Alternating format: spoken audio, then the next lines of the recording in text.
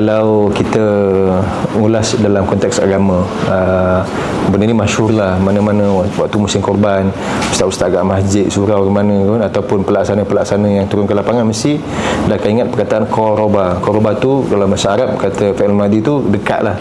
Jadi korban ni sendiri sebenarnya dia nak mengajar kita lah, nak mengajar kita, bukan hanya nak menunjuk-nunjuk. Mungkinlah ada, kita pun ada sebenarnya kisah dulu-dulu yang kita buat laksanakan korban untuk serta dia kata, ni saya buat 2-3 ekor ni takkan report macam ni saja. Kan? Jadi kita tersentak lah dengan hal-hal begitu kan. Maknanya kita kena ambil ibrah ni pengajaran lah. Maksudnya bila sebut dekat, kita kena tengok balik kisah Nabi apa kan? Nabi Ibrahim dengan anaknya Nabi Ismail. Cerita ni masyhur. Anak-anak kita kat sekolah pun dengar lah cerita tentang bagaimana Nabi Ibrahim mendapat wahyu daripada Allah Subhanahu Wa Taala untuk melaksanakan, menyegerakan korban dengan memotong sembelih anak dia Nabi Ismail. Kalau saya ada anak, memang takkan mungkin lah, saya akan lagilah jauh-jauh akan bawa anak-anak saya supaya tak dikorbankan. Tapi patuhnya Nabi Allah ni dia buat korban, tapi ketika nak sembelih itu Allah gantikan dia dengan kibas. Kibas ni dia seperti macam kambing, macam diri. Itu banyak di negara Arab sana. Kemudian yang kedua ni syukurlah. Dia sebenarnya korban ni dia mendidik kita sebenarnya untuk lebih bersyukur.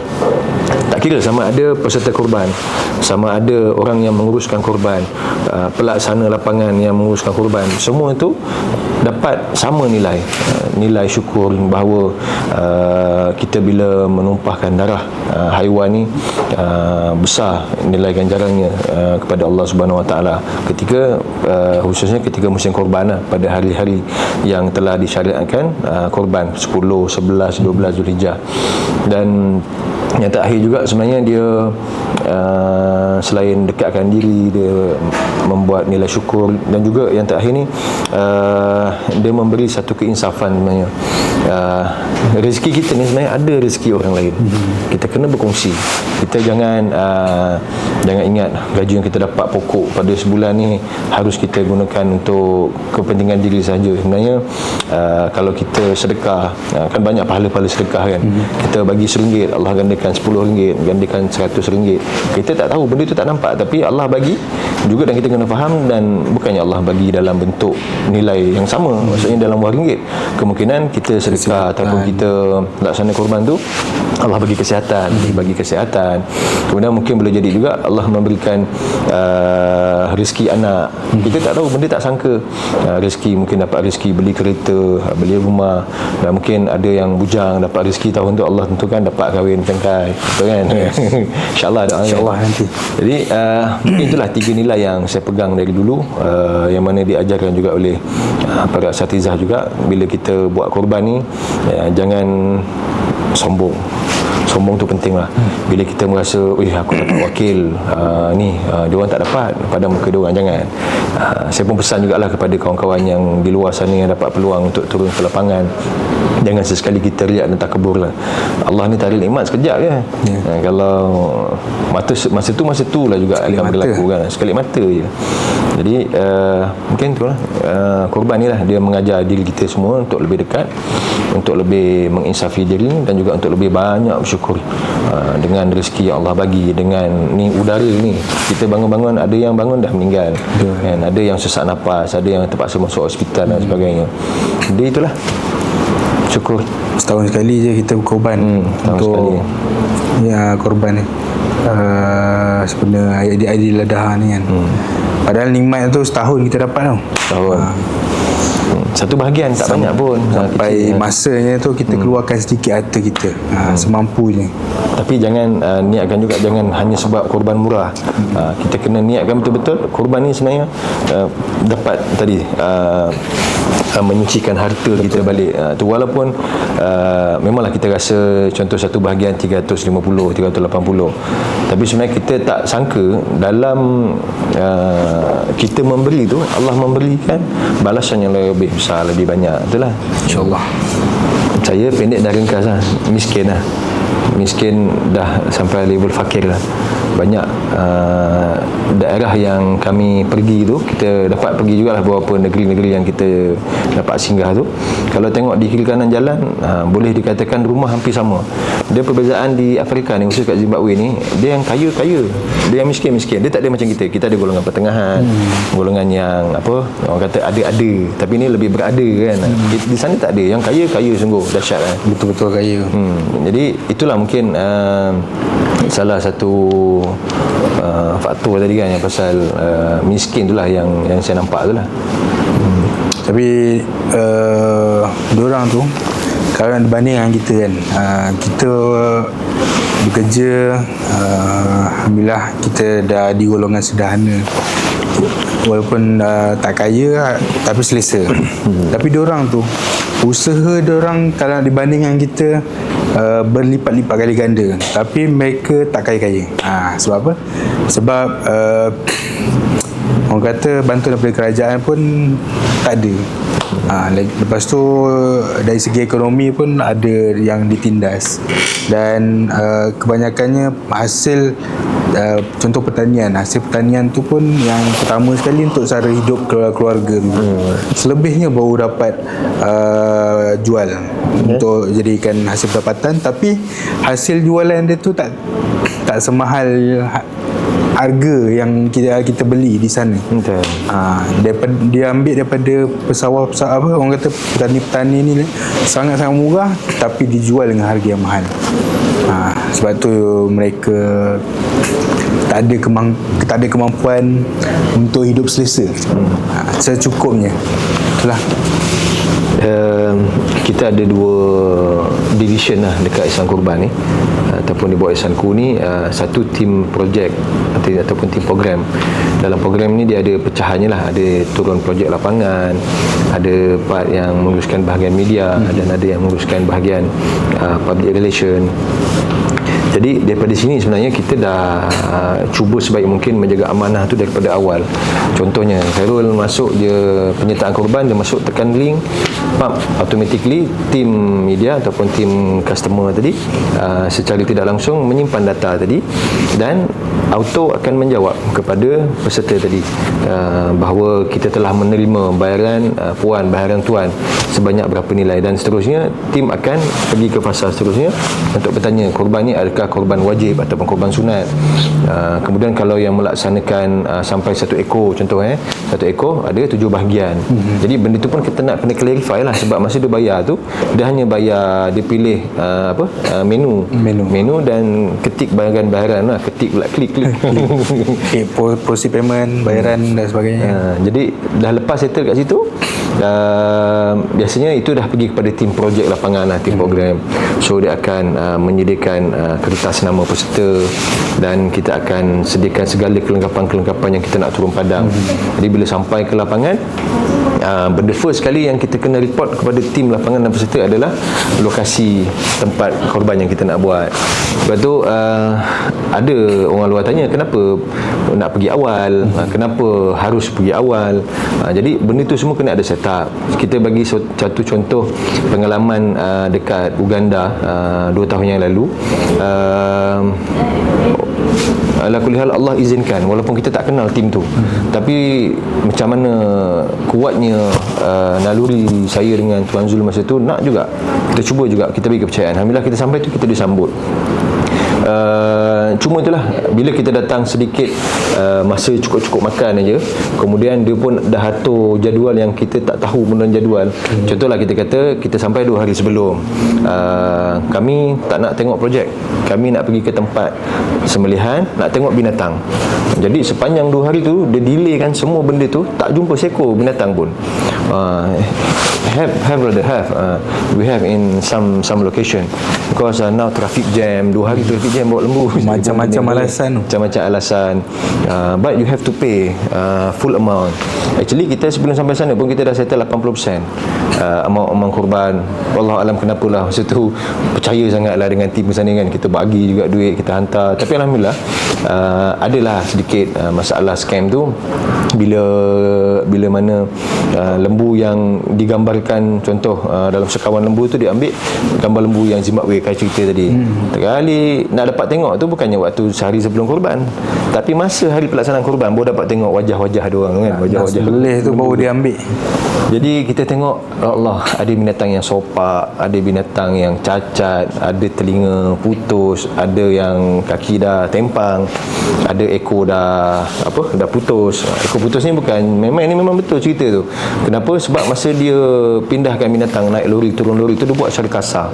Kalau amount tu 5 ekor, saya percaya dalam keadaan yang baik lah. Dan kalau jumlah haiwan tu more than 50 cows and then lebih daripada 100 goat, memang diorang tak boleh nak buat lah. Itu yang antara masalah yang kita hadapi ketika itu. Terkait tambah sikit lah. Kalau di lapangan pula kalau di lapangan kita macam mana kita nak jaga sebaiknya amanah daripada peserta ni, kita dah ada checklist kita, apa yang perlu dibawa, apa yang kita nak gunakan di sana, dan senara nama dan nombor lembu dan sebagainya tu kita dah bawa, dan bahan-bahan media lain lah. Yang pentingnya telefon, telefon sendiri lah. Itu yang paling senang untuk kita gunakan. Dan untuk kita nak pastikan amanah tu betul-betul sampai tu, kita akan buat inspection haiwan, kita akan ambil video keadaan haiwan hidup, supaya mereka lihat, menjadi buktilah tiada kecacatan dan cukup umur untuk, dan insyaAllah sah untuk disembelih. Dan sebelum penyembelihan dah tumbang tu pun kita ambil video, ambil gambar dengan nama peserta korban untuk bahagian-bahagian lembu tu, dan semasa penyembelihan, selepas penyembelihan pun kita buat video juga untuk memastikan kita, supaya tak ada salah faham. Sebab sebelum-sebelum ni pernah terjadi kes satu lembu digunakan untuk berpuluh-puluh nama. Dia gunakan lembu sama tapi tukar nama, dan itu orang kata memang penipuan lah orang kata, daripada segi korban tu kan. Jadi kita bagi bukti tu, lembu, kalau satu lembu ni dah selesai, kita ambil lembu lain pula untuk nama, satu set nama ni, 7 nama yang lain. Dan selepas daripada tu kita akan update juga daging-daging yang dilapah, dibungkus dan diagihkan tu lah, supaya para peserta kekal yakin dan tidak ada keraguan dalam korban yang telah mereka buat, insyaAllah. Kalau di Afrika ni, kalau di Afrika ni kita cara dia, attitude dia, apa semua tu tak sama dengan kita. Jadi sebab kita pun dah beza jauh negara kita kan. Jadi mungkin fahaman di sana berbeza dan sebagainya. Jadi kita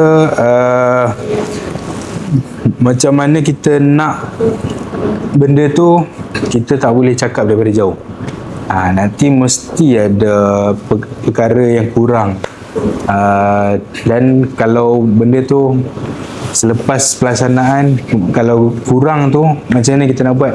Benda dah terjadi, lembu dah disembelih kami, sebab tu perlunya tim kami untuk ke sana untuk memastikan amanah-amanah ni dapat disampaikan dengan baik lah. Jadi sebelum pelaksanaan korban tu, kita briefing diorang secukupnya supaya mereka dapat melaksanakan dengan apa spesifikasi yang kita nak, macam mana cara penyembelihan yang kita nak, macam mana pelayanan kepada haiwan tu, untuk tombang, untuk letak ke tempat penyembelihan tu supaya ada ihsan kepada haiwan tersebut. Dan kalau kita tidak turun ke lapangan tu, bermacam-macam hal boleh jadi. Kemungkinan lembu yang, kalau ada lembu yang cacat, mungkin kita tak nampak. Mungkin cacat sedikit tapi dah mungkin boleh ada keraguan untuk sah atau tidak sah dan sebagainya. Dan perkara-perkara lain lah yang kita tak dapat nak elakkan jika kita monitor daripada jauh. Ustaz, saya tambah tentang sebenarnya selain daripada itu, kita sebenarnya nak kenal pasti. Sebab tu tahun pertama dulu kita cover ASEAN dulu. So kita tengok bila kita lepas kepada setengah komuniti yang masih dia tak faham, dia tahu nak daging, dia tahu nak sumbangan. Bukan kita tak tolong bantu terus, tapi mungkin kita bantu daripada sudut benda lain, mungkin bantuan makan, bantuan air dan sebagainya. Cuma untuk korban ni dia kena sangat spesifik, kena sangat teratur dan sangat betul-betul teliti. Sebab tu daripada 2023, 24, 25 tu kita hantar tim. Setiap tim ni dia buat fact finding. Bagaimana tim pelaksana di tempatan, bagaimana di Kenya, bagaimana di Tanzania, bagaimana yang berada di Uganda, dan ada juga partner kolaborasi kita yang kita amanahkan di Nigeria, di Somalia, di Ethiopia dan sebagainya. Dan ada juga tim kita yang turun ke Nepal pada dah 3 tahun dah, 2023, 2024, 2025, tapi masih lagi tak faham bahasa. Kita bagi arahan macam mana sekalipun, dia akhirnya dia buat cara dia. So mengenal pasti setiap lokasi korban tu pun jadi satu hal. Kita khawatir kalau kita tak pernah turun langsung, tempat tu tak wujud. Kita pernah dengar kes macam Kak sebut tadi tu, ada beberapa NGO lokal dia scam dengan buat tempat sembelihan tu yang rapu-rapu lah kan. Mungkin diorang guna edit background screen dan sebagainya tu, wallahualam lah. Dan kemudian satu hal lagi yang paling kelakar ni adalah, dan kelakar tapi benda ni haram lah, mereka melaksanakan korban beberapa hari sebelum perayaan korban. Mungkin di Tanzania, di Zimbabwe saya tak dapat nak tengok, tapi itu berlaku di Uganda. Sangat banyak. Kami terkejut bila kami baru sampai, tengok ada Allahu Akbar, Allahu Akbar. Tengok kan, sebelum hari raya, sebelum hari raya, sebelum hari adha lagi. Sepatutnya kan jatuh 10, 11, 12. So dia buatlah 9 hari bulan, 8 hari bulan, tak kurbani kan. Dan ada juga yang dilaksanakan selepas habis korban. Contohlah, dia mungkin terlalu banyak dapat nombor kan, haiwan yang masuk. Ada yang kita tengok terkesian lah, ada yang mungkin peserta tu daripada Eropah, daripada Bosnia yang saya perasan dulu, ada daripada Turki. Tapi Turki ni dia agak hati-hatilah, dia mesti akan hantar tim walaupun negara tu kecil, dia hantar. Tapi kesian lah pada pemilik tadi tu ataupun peserta korban tu, kalau dia tahu korban dia tak sah kan, buat pada 9 bulan tapi dia hantar report pada hari kejadian. So benda tu sangat dahsyat, dan dia sebenarnya takkan mematangkan langsung pun orang Rohingya tu, Rohingya pula dah, orang Uganda tadi, mana jauh sampai Rohingya pula dah. Kalau dia tak buat dengan betul, next year dia akan buat benda yang sama lah. Sebab tu macam tahun lepas kita hantar tim agak ramai sikit keluar, tapi disebabkan ada report daripada tim-tim lapangan, ni pelaksanaan tak bagus, kemudian haiwan tak menepati kita punya KPI dan sebagainya. Jadi kita mengambil kira, kita cuba memilih satu sahaja negara pelaksanaan tahun ni. Mungkin itulah bagi saya lah macam mana ibadah kurban boleh ubah perspektif kita. Di Zimbabwe ni lah, di Zimbabwe ni orang kata selepas kita lihat sendiri ibadah kurban yang dilaksanakan di sana tu, kita sendiri boleh meningkatkan rasa syukur dan menghargailah nikmat apa yang kita dapat tu. Dan juga kita di sana kita berjumpa dengan orang-orang yang kita tak biasa jumpa. Dari segi warna kulit, dari segi tuadan dan sebagainya tu, kalau boleh kita dekat situlah kita belajar menghormati orang lain, tidak menghina mereka. Kerana di Malaysia ni mungkin ada di kalangan rakyat Malaysia yang suka ataupun tidak sengaja menghina orang-orang yang tidak cukup sifatnya dan sebagainya. Dan itulah, masing-masing ada kelebihan masing-masing, masing-masing ada kekurangan masing-masing. Itu yang saya boleh katakan lah. Jom buat korban dengan Yayasan Korban. Kita cerita panjang lah.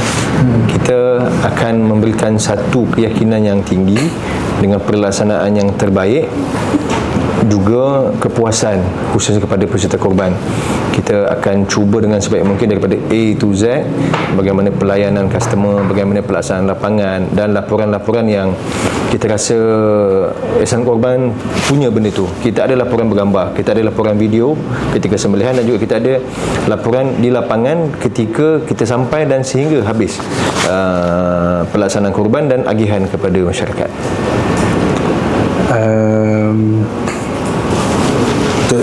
Saya mesej daripada saya itulah, jom sama-sama kita buat korban bersama Yayasan Korban ni, sambil berkorban sambil membantulah kiranya.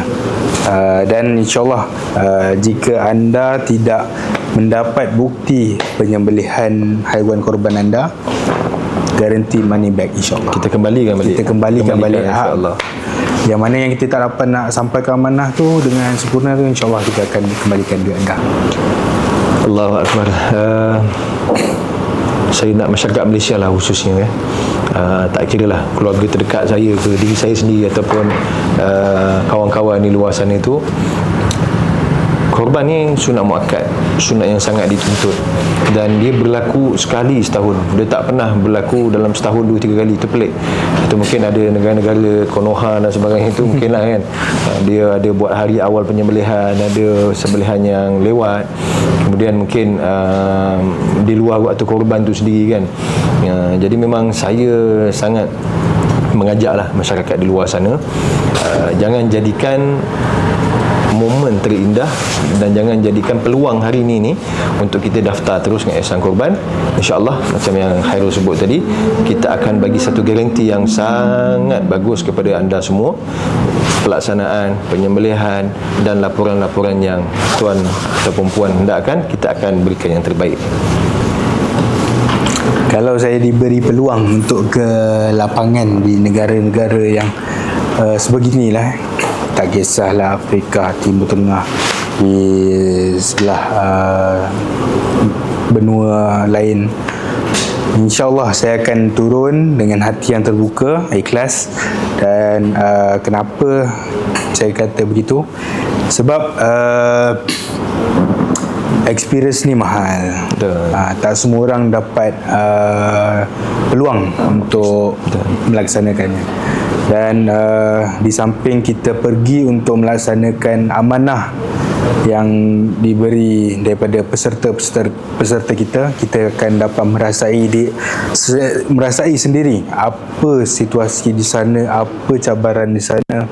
Macam time tu lah kita nak fikir macam mana kita nak selesaikan masalah tu, selesaikan masalah ni. Kita boleh kaji juga budaya mereka, macam mana kegiatan harian mereka dan sebagainya lah. Kita dapat bezakan macam mana kat sana, macam mana kat Malaysia. Itu yang paling mahal bagi saya. Jadi bagi saya tak rugilah kita berhemat untuk masyarakat, untuk misi kemanusiaan ni. Penat, memang penat, tapi InsyaAllah jadi sejarah untuk diri sendiri.